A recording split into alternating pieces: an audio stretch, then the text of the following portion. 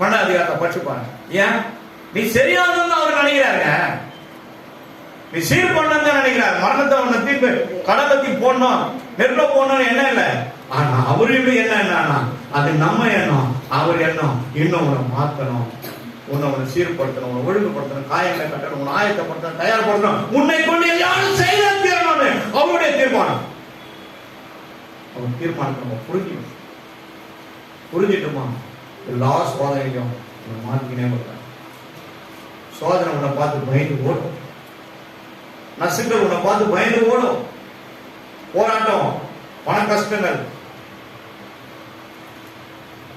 பணம் கொடுக்கல வண்டி எடுத்து போயிடுவான்மா சொல்லுவாங்க இல்லையா.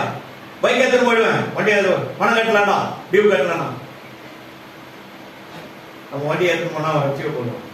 ஏன்னா என் வண்டி விடனால ஓட்டம் ஓட்டாது, மோசிக்கிட்டு நிற்கும். இதை தம்பி ஓட்டுறாரு. கத்திர வருஷத்து நாமத்துக்கு மகிமையுண்டாகட்டும். இந்த 2 பேர் பண்ண தப்பு ஃபர்ஸ்ட் டைம் ஆண்டவர் என்ன பண்ணாரு? 4000 பேரை ஒப்பு கொடுத்தாரு. 4000 பேர் இஸ்ரவேல் ஜனங்கள் பெலிஸ்தர் அமலேக்கர்கிட்ட என்ன பண்ணாங்க? மடிந்து போனாங்க, செத்து போனாங்க. அப்ப அந்த 4000 பேருடைய மனைவிமார்கள் யோசித்து பார்த்தோமா, எல்லாம் என்னன்னாங்க? விதவை ஆயிட்டாங்க. விதவை ஆயிட்டாங்க, எல்லாம் விதவை ஆயிட்டாங்க. யுத்தத்துக்கு யார் போவாங்க?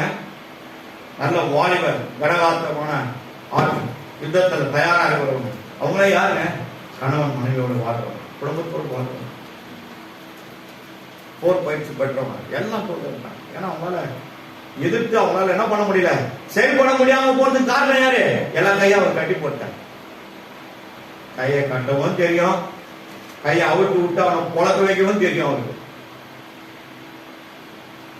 எதையும் செய்ய முடியும் தேவனால. அதுக்கப்புறம் என்ன நடக்குது பாருங்க.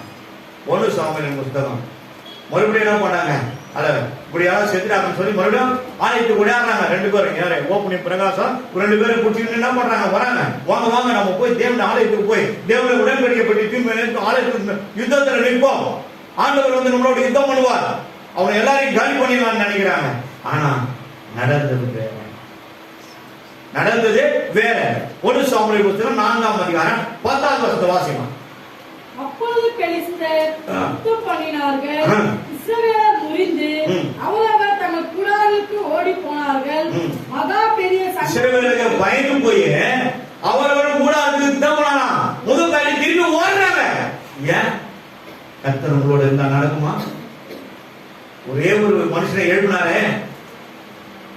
நியாயாதிபதி புஸ்தகம் 11ஆவது அதிகாரம் 8 வாசகம், 1 வாசகம். இஸ்ரவேல் புத்திரர் மறுபடியும் கர்த்தருடைய பார்வைக்கு பொல்லாப்பானதை செய்தபடியால் கர்த்தர் அவர்களை 40 வருஷம் அவர்கள் பெலிஸ்தர் கையில் ஒப்பு கொடுத்தார். யார? இஸ்ரவேல். பொல்லாமை செய்ததுனால, இங்க பொல்லாமை செய்ததுனால முதுகு காட்டிட்டு ஓடுறாங்க. எதிர்த்து நிக்க திராணி இல்லை. ஆக என்ன பண்றாங்க? இங்க என்ன பண்றாங்க? அதுக்கப்புறம் படிங்க. மகா பெரிய சங்காரம் உண்டாயிற்று. அப்போ மகா பெரிய சங்காரம் என்ன அர்த்தமா? ஆயிரக்கணக்கான மக்கள் விழுந்து போனாங்க, பெலிஸ்தர்கள் விழுந்து போனாங்க, செத்து போனாங்க. இஸ்ரவேலர்கள் இஸ்ரவேலிலே 30,000 காலாட்கள் விழுந்தார்கள். பாருங்க, முதல் 4000 பேர் செத்தாங்க. இப்ப 2வது முறை ஆண்டவரோட உடன்படிக்கைப்படி தீர்ந்து போயிட்டாங்க. ஆனா அந்த யுத்த காலத்துல கர்த்தர் நம்மளுக்காக யுத்தம் பண்ணுவார் இவங்க நினைச்சாங்க. யாத்திரை 14 என்ன சொன்னேன்? நீங்க சும்மா இருங்க, உங்களுக்காக நானே யுத்தம் பண்ணுவேன். எங்க நடக்கலையே? ஏன் நடக்கல? 2 பேர் பண்ண ஆலயத்தில் பண்ண பாவத்தை நித்தமாய் கர்த்தர் நியாயம் தீர்ப்புன்னு சொல்லிட்டார்.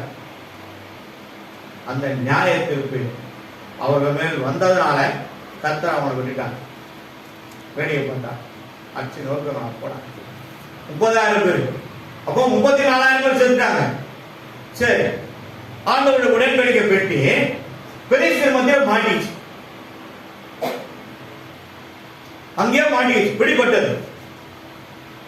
பிடிப்பட்டவனே அந்த பெட்டிக்குள்ள இருந்த தேவ மகிமை நம்மை விட்டு கடந்து போய்விட்டது. 34,000 பேர் செத்துட்டாங்க. பிறகு அந்த செய்தியை எதுன்னு வந்து ஏழை தாத்தாங்க சொத்து ஓடியாடுறாங்க. தாத்தா நான் ஒருத்தன் தான் உயிரா இருந்து ஓடியாடுறேன், இது மாதிரி ஆயிடுச்சு, பயங்கர சங்காரம், மாதெல்லாம் விழுந்து அடிச்சு நோக்கி எல்லாம் மறித்து போயிட்டே இருக்காங்க. அவங்க அடிக்கிற அவன் கை ஓங்கிருக்கு. அந்த யுத்தத்துல ஓப்புனி பிணகாசம் மறித்து போனார்கள் என்ற செய்தியை அந்த இடத்துல என்ன பண்ணாங்க, 4:11 விழுந்து போனார்கள். அதுல ஓப்புனியும் பிணகாசம் மாண்டார்கள், செத்து போயிட்டாங்க. ஏலி தாத்தா சொல்லி கேட்காதவங்க ஆண்டவர் என்ன பண்ணாரு, சொல்லி அடிச்சார். சொல்லி கேட்காதவங்கள சொல்லி அடிச்சாரு. அடிச்சாரா இல்லையா? அப்போ ஏன்னா சாமுவேலை கொண்டு வந்தாங்க ஆசாரனோட தேவனை திட்டம். இவங்க 2 பேரும் போயிட்டாங்க.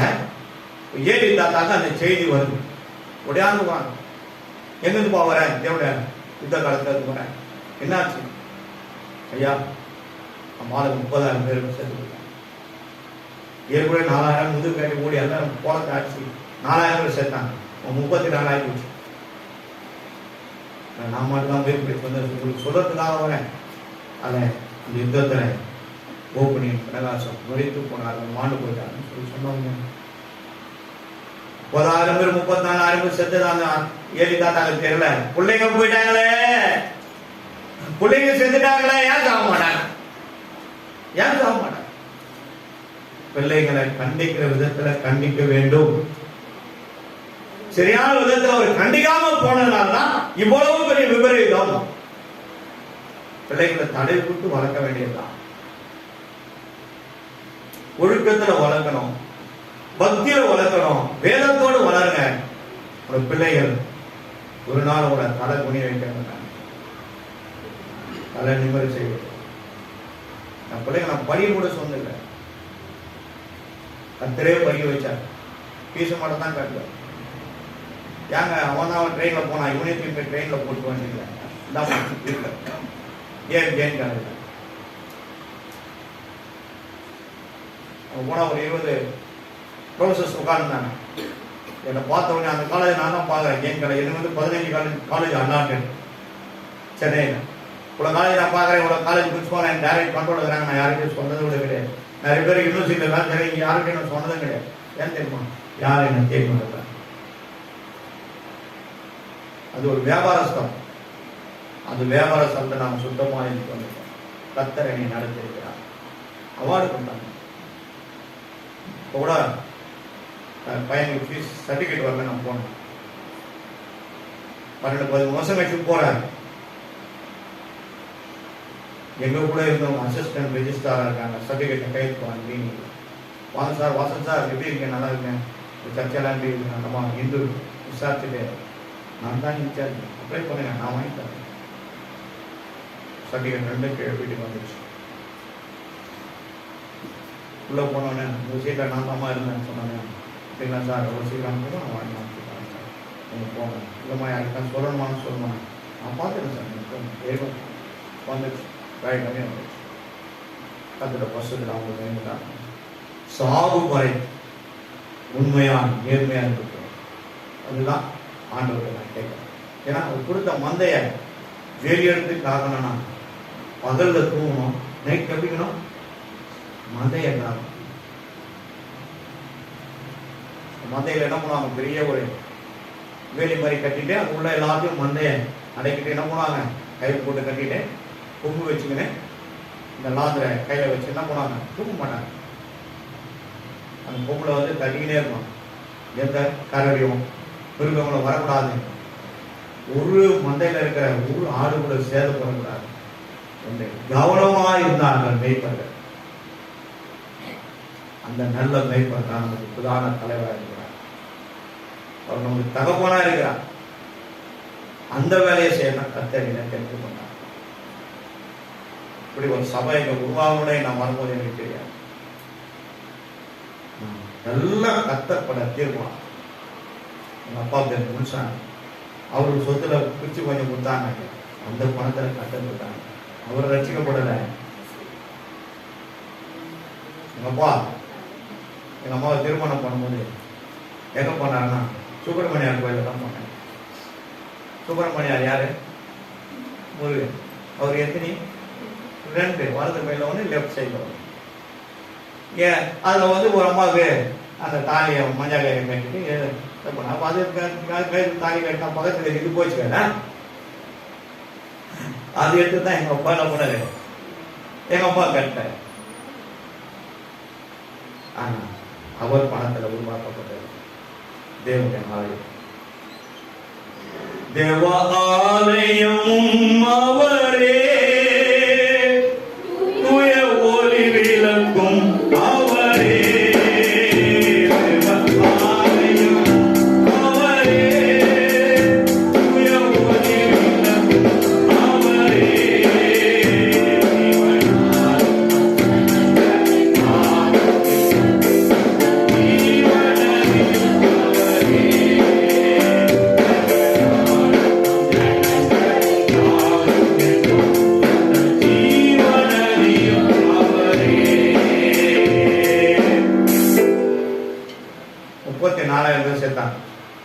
அப்புறம் ஒரு 4 பேர் இருக்கிறாங்க.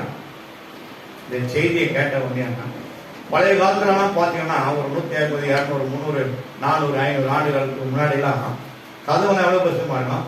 இவ்வளவு தடியில இருக்கும். திருட கூட பண்ண முடியாது, திறந்து உள்ள தள்ள முடியாது, அவ்வளவு தடியா இருக்கும். ஒரு வேலை நம்ம மாதம் வர கூட ஒரு பழைய ஏரியா தான் இருக்கலாம், யார் வீட்டு தான் இருக்கலாம். இருக்குதாமா? பாருங்க, ஊர்ல இருக்குதான். போய் பார்க்கறதுல சொல்லுங்க, நம்மளாம் போய் பார்த்துட்டு வரலாம். அப்படியே ஊரைய பார்த்த மாதிரி இருக்கும். நம்ம அம்மா இருக்காங்க, போயிட்டு நம்ம பார்த்துட்டு ரவுண்ட் அடிச்சுட்டு வரலாம். வாசக்கால விழுந்தமா இவ்வளவு தடி இருக்கும், இவ்வளவு தடியில இருக்கும் வாசக்கால்.